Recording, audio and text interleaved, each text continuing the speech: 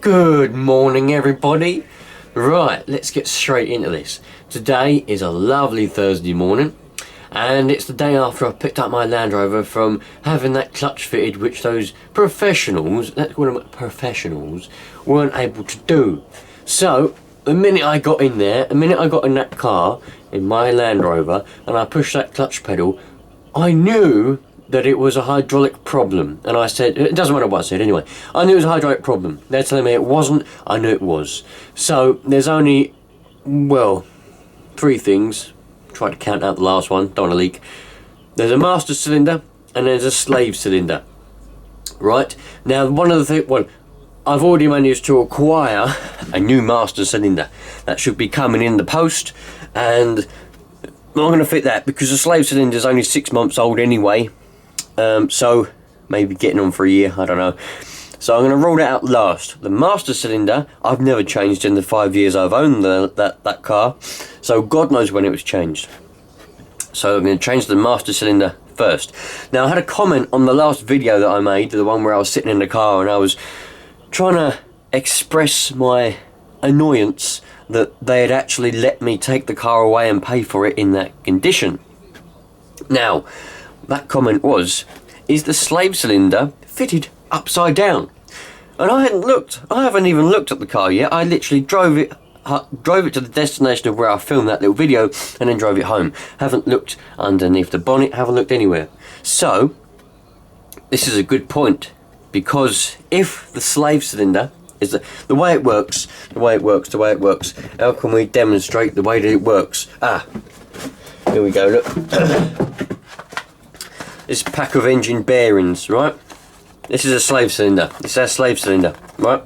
This is the part that goes in the clutch, pushes that little rod. This is the part where the hydraulic feed fits on. No, sorry, that fits in the middle. There's two bolts either side to bolt it to the gearbox, and there'll be a little bleed nipple here, right? And that's supposed to fit it's sort of at an angle, actually, so it's a bit like that, right? A bit like that. Goes in the gearbox, up to here in the gearbox, right? Gearbox, outside. So, the bleed nipple's at the top here. Now, obviously air goes up. Air wants to rise up. So when you're bleeding out that nipple,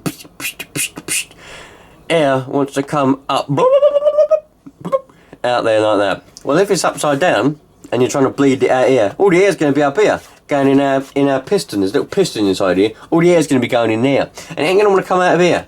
So if that's upside down, that could be a problem. So if they fitted it upside down, it will go in upside down and it will work upside down, but it won't bleed upside down.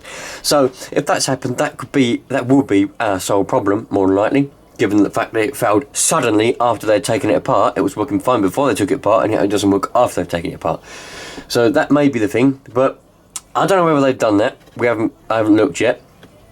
And if that's not the problem, I'm going to be taking off the master cylinder in this video, and we'll go through taking off the master cylinder, and you can't really tell if that's faulty just by looking at it, unless it's leaking massively on the outside, which is highly unlikely. It's usually going to be leaking on the inside past all the seals.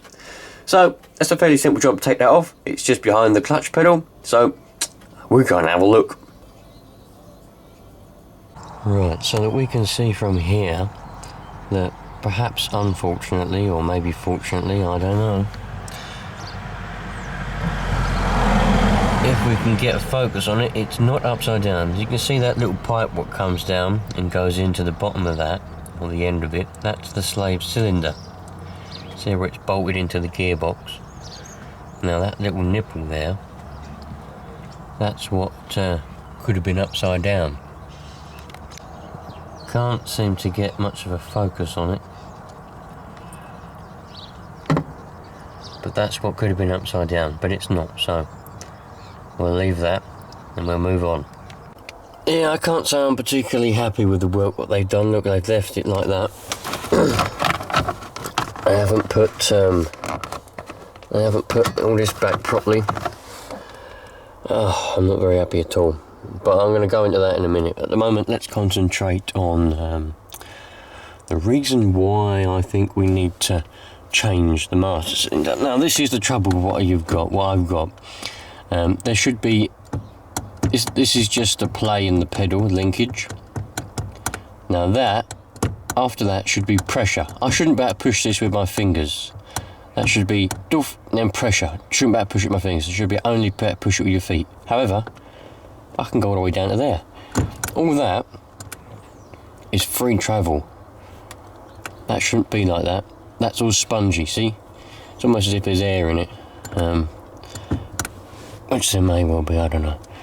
But that goes all the way down to there. Now, this is classic master cylinder, slave cylinder trouble. Now the master cylinder is up here. To get to that, we have to remove this plastic panel, and to do that we have to take off or move down this little fuse box cover, which you can undo with your thumb like that. Bring that down and expose all the spiders. You should be able to reach down in there and unclip that little panel. Okay, so with that done, you make sure you don't break or you save your little clips. We've got that done and out of the way now. You've got to be careful with this because on the other side of it's your diagnostics port. So you've got to be careful with that, don't pull the wires out. And then up here, there we go. You might not be able to see it. You might just be able to see a little. There we go, look at that, perfect.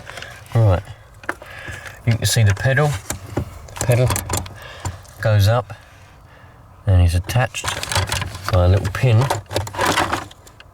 on the other side to the master cylinder. You see where it goes in that little rod. So there's our trouble. I need to take that little pin off. There's a little pin on the other side, up there. Take that off, and then we can release the master cylinder from the pedal, and then we need to go under the bonnet and undo it and then remove it from there. Okay, so I'm a little bit better equipped this time. This is a little clip that was on the side. This is the pin that goes through the master. You see the master there, the end of it, and you can see the hole that it was through. That pin was through there, and that clip was on the other side of it, just holding it in place. So now we've got a free pedal. It's not connected anymore. Got a little spring on the top of it, pushing it back into place. So yeah, now we just need to get under the bonnet and remove all the lines, and then we can take the master out and have a look at it. This is where we need to go next, the master cylinder. Need to remove that line. That's the high pressure line that comes out and goes around and goes down to the slave, and then we've got our little feed line here from the reservoir. So we need to take that off and put that up high or clamp it or do whatever you want to do with it. And we've got two bolts, one under there, another one down there somewhere, that hold this in place. And so there we go, undo those two bolts. There was a little electrical connection there on the bottom of it, and slide it out. And here it is, one master cylinder. So hopefully this is our trouble, and my trouble. And we'll get the new one in when it comes and see what happens. Right, so now that we've taken it out, for those of you that are interested, some of you might have been here just to see how to remove the master cylinder, and others you may not know how it works. So let's have a look. What we have is we have a little diagram of my very poor drawing here. It is the I'll put a P on that because we know that's a pedal. This is the clutch pedal inside the car. This is the firewall, bulkhead, whatever you want to call that. Master cylinder here. I've got a little screwdriver, yeah, a little pointer, look. Reservoir line that goes down to the slave cylinder here, and this is the gearbox. I'll put some lines in that because gearboxes tend to have lines in. There you go, look. Slave, right? This here is a slave, little bleed nipple there. So what happens is when you push on the pedal, that pushes on this little rod which goes in the master. There's a little feed of fluid, clutch, brake fluid, whatever is in there, and it goes into here. There's a little piston inside here, a load of seals, that then pushes the fluid all the way down the line into the slave cylinder. Inside the slave cylinder is just another little hydraulic piston, which then pushes on the fork, which then disengages the clutch.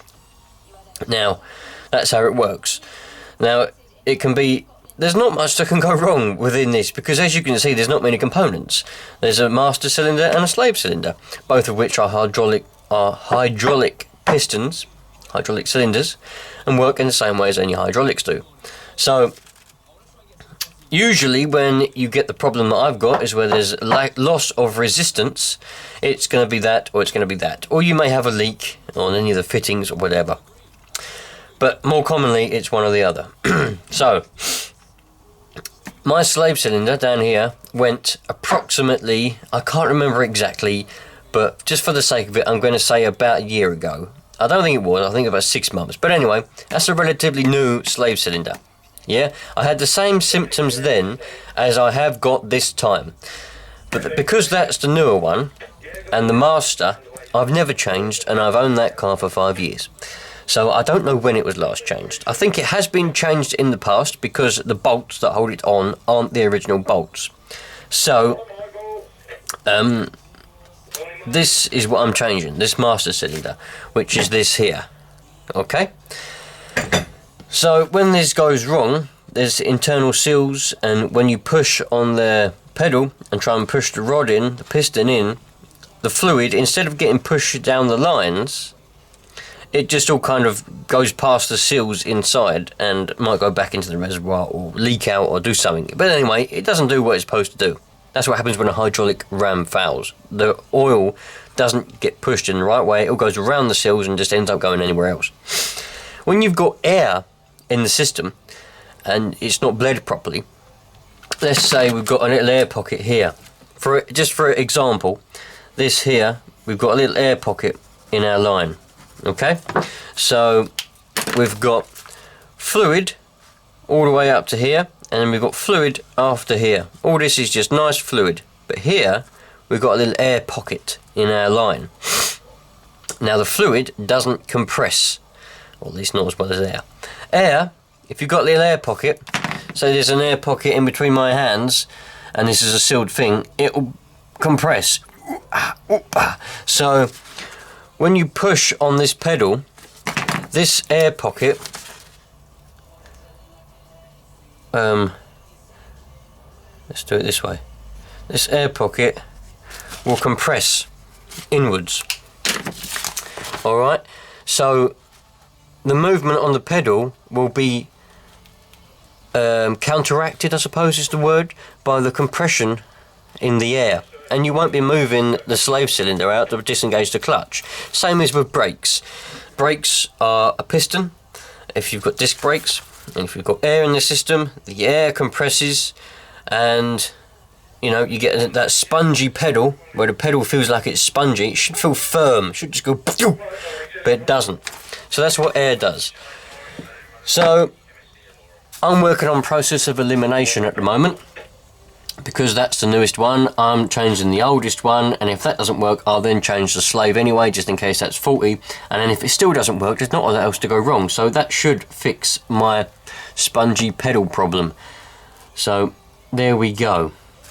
Now for those of you that are following my channel and are subscribers, the next part's mainly for you, but if not, then you're a new person and you feel like subscribing, then please do, because the next part of this video is just basically the story as to why I'm going to be changing this. Right then, so thanks for watching this far, if you are watching this far.